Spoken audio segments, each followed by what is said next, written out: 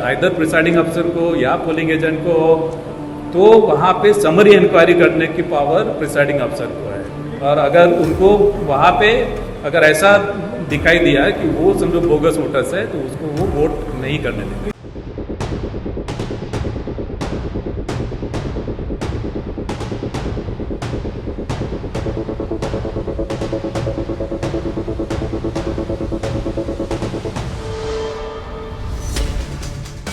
வணக்கம். ஓட் சோரி நாங்கள் தான் செய்கிறோம், நாங்கள் தான் ஓட்டை திருடுகிறோம், எங்களால் தான் இந்த ஓட்டு பட்டியலில் தவறான முறையில் திருடர்களை உள்ள திணித்து உங்களுடைய ஓட்டுகளை திருடக்கூடிய வேலையை பார்க்க வைக்கிறோம். இந்த பதிலை நேரடியாக தேர்தல் ஆணையமே கூறியுள்ளது. உங்களால் முடிந்ததை நீங்கள் பார்த்து கொள்ளுங்கள், நாங்கள் இப்படி தான் திருடுவோம், இதற்கு மேல் நீங்கள் தேர்தல் மீதோ தேர்தல் ஆணையத்தின் மீதோ நம்பிக்கை வைத்துக் கொள்ளக்கூடாது என்கிற ஒரு தெளிவான விளக்கத்தை மகாராஷ்டிரா ஸ்டேட் எலெக்ஷன் கமிஷன் வெளியிட்டிருக்கிறார்கள். எந்த அளவில் அகங்காரம், எந்த அளவில் இவர்கள் தனக்குத்தானாகவே செல்ஃப் கோலை போட்டுவிட்டார்கள். எந்த ஞானேஷ்குமாரின் டீம் நாங்கள் திருடவே இல்லை, நாங்கள் எந்த விதமான தவறும் செய்யவில்லை என்று கூறி வருகிறார்களோ, எந்த பிஜேபி கதறி வருகிறதோ, நேற்று ராகுல் காந்தியுடைய பிரஸ் மீட்டிற்கு பின்பு எந்த அளவில் பிரைம் மினிஸ்டர்ஸ் ஆஃபீஸில் திடீர் என்று அனைத்து அரசியல் கட்சி தலைவர்கள், முக்கியமாக பிஜேபி தலைவர்கள், பியூரோக்ரேட்ஸ் அனைவரையுமே கூப்பிட்டு வைத்து இதை எப்படி கண்ட்ரோல் செய்யலாம் என்று அந்த பதற்றத்தை நாம் பார்த்தோமோ, அதற்கு எதிராக ஒரு நாள் முன்பே நேற்று தான் ராகுல் காந்தியுடைய பிரஸ் மீட், இவர்கள் நவம்பர் 5 இந்த ஒப்புதல் வாக்குமூலத்தை கொடுத்து விட்டார்கள். என்ன நடந்தது அனைத்தையுமே மிக ஆழமாக நான் உங்களுக்கு எடுத்து காட்டப் போகிறேன். ஆனால் அதற்கு முன்பு அதே கோரிக்கை எங்களை முடக்கி வருகிறார்கள். காரணம் உங்களுக்கு தெரியும், உங்களுக்கு உண்மை தெரியக்கூடாது என்று. இதிலிருந்து மீட்டெடுப்பதற்காக நீங்கள் செய்ய வேண்டிய அதே சாதாரணமான விஷயங்கள். இந்த வீடியோவை பார்த்து கொண்டிருக்கும் போது இந்த சப்ஜெக்டை பற்றின உங்களுடைய கேள்விகள், கருத்துக்கள், இந்த வீடியோவை லைக், ஷேர், சப்ஸ்கிரைப் வழியாக பகிருங்கள். இன்னும் ஏராளமான நபர்களிடம் எடுத்துச் சொல்லுங்கள். இதை தாண்டி அருகே எழுதியிருக்கக்கூடிய யூபிஐ ஐடி வழியாக உங்களுடைய ஆதரவுகளை தெரிவிக்கலாம்.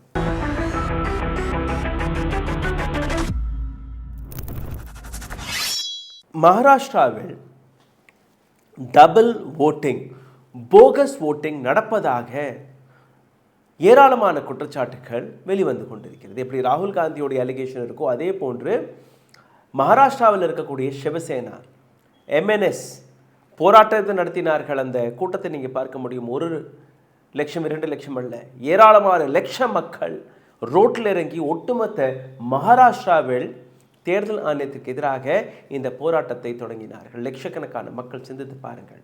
அதிலிருந்து பதறிப்போன தேர்தல் ஆணையம் உண்மையை ஒத்துக்கொண்டது. They have accepted that bogus voting and double voters are exist. Duplicate voters are exist in Maharashtra. ஆமாம், bogus voters, duplicate voters எல்லாருமே இருக்கிறார்கள், இந்த பட்டியலில் இருக்கு. நாங்களே அதை அக்செப்ட் செஞ்சுக்கிறோம். ராகுல் காந்தி நேற்று காட்டினார் இல்லையா, ஒரு பிரசீலியன் ஓட்டர் 22 இடங்களில், ஒரு பெண் 230 ஓட்டு அந்த பெண்ணுடைய பேரில் இருக்குது, நூற்றுக்கணக்கான நபர்கள் ஒரே ஃபோட்டோ, அது எல்லாம் மகாராஷ்டிராவின் ஓட்டர்ஸ் பட்டியலில் இருக்கிறது. இதை நாங்கள் ஒற்றுக்கொள்கிறோம். என்ன நடந்தது அது நீங்கள் பாருங்கள். 5 தேர்தல் ஆணையம் ஒரு ப்ரெஸ் மீட்டை கூப்பிட்டது. மகாராஷ்டிராவின் ஸ்டேட் எலெக்ஷன் கமிஷன் மகாராஷ்டிராவில் ஏராளமான மாதங்களாக அங்கே நடக்காமல் இருக்கக்கூடிய முனிசிபல் கார்ப்பரேஷன் மற்றும் நகர் பஞ்சாயத் எலெக்ஷன் அங்கே நடத்தவே இல்லை. மற்ற கட்சிகள் சுப்ரீம் கோர்ட் வரை போனதுக்கப்புறம் சுப்ரீம் கோர்ட் இதற்கான ஒரு உத்தரவை கொடுத்திருக்கிறார்கள். 2026 ஜனவரி 31 இந்த தேர்தலை நீங்கள் நடத்தி முடிக்கணும். இன்னும் 2 மாதம் இருக்குது. நீங்கள் பொறுமையாக ஓட்டர் லிஸ்டெல்லாம் க்ளீன் செய்து அதுக்கப்புறம் இந்த தேர்தலை நடத்தியிருக்கலாம். பட் அவசரமாக தேர்தல் ஆணையம் ஒரு முடிவு எடுத்திருக்கிறது. சரி, நடத்திடுவோம். என்ன நடத்துவோம்? வரக்கூடிய டிசம்பர் 2 தேர்தல், 3 ரிசல்ட். இந்த 20-25 நாட்களுக்குள்ளே நீங்கள் மற்ற வேலைகளை பாருங்கள்.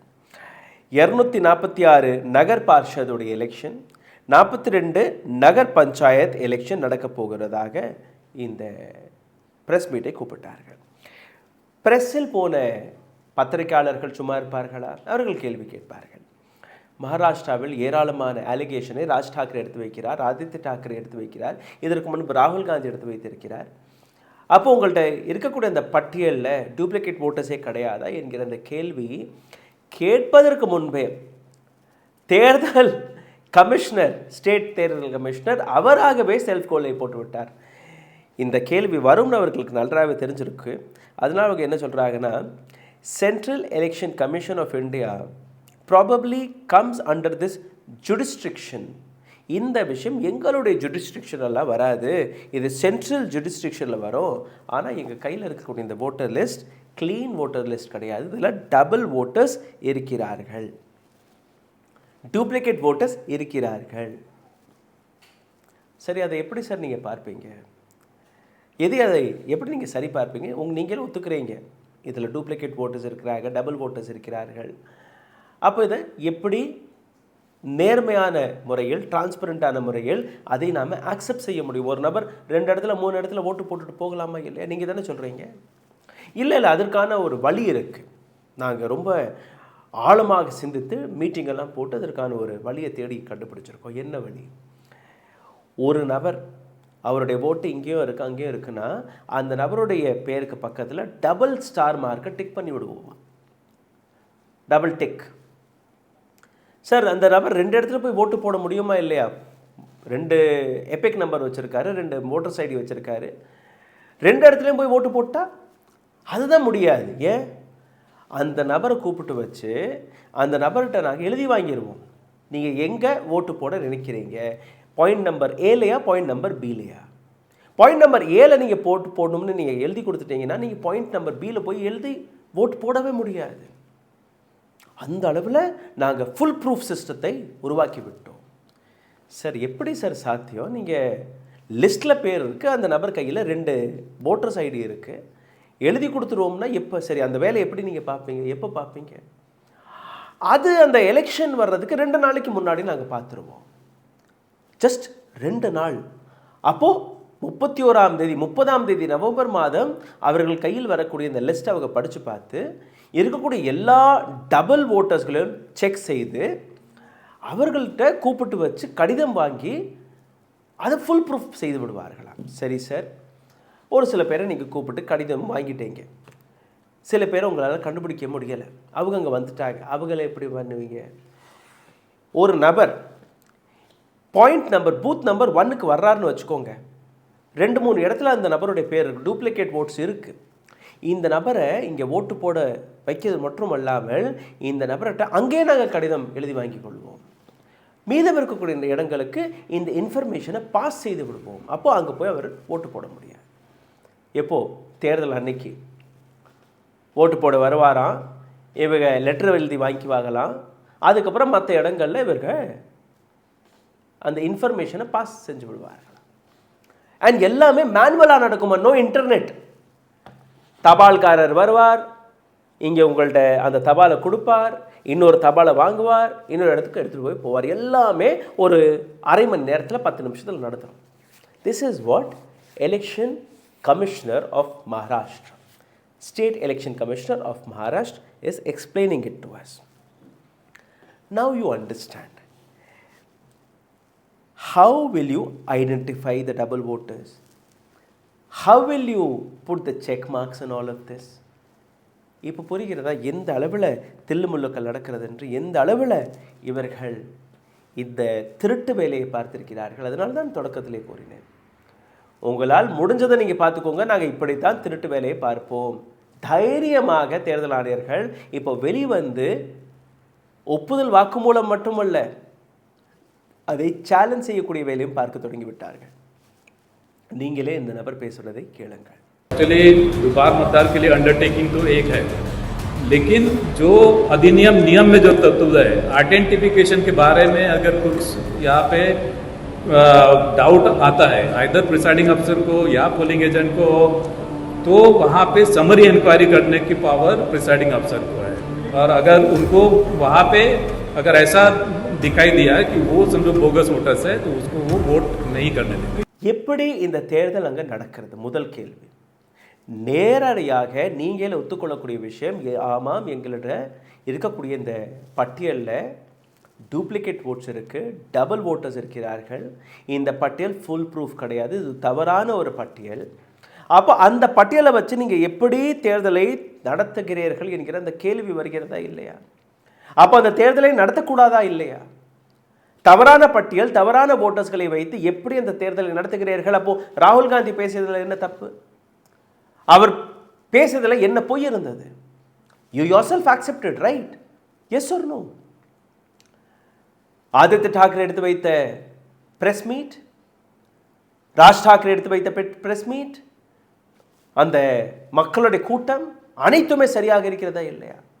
இந்த இடத்துல பிஜேபி மறுபடியும் களத்தில் இறங்க. No no no no no no எங்கேயுமே தவறு நடக்கலை. ராகுல் காந்தி போய் பேசுகிறார், ஆதாரமற்ற தகவல்.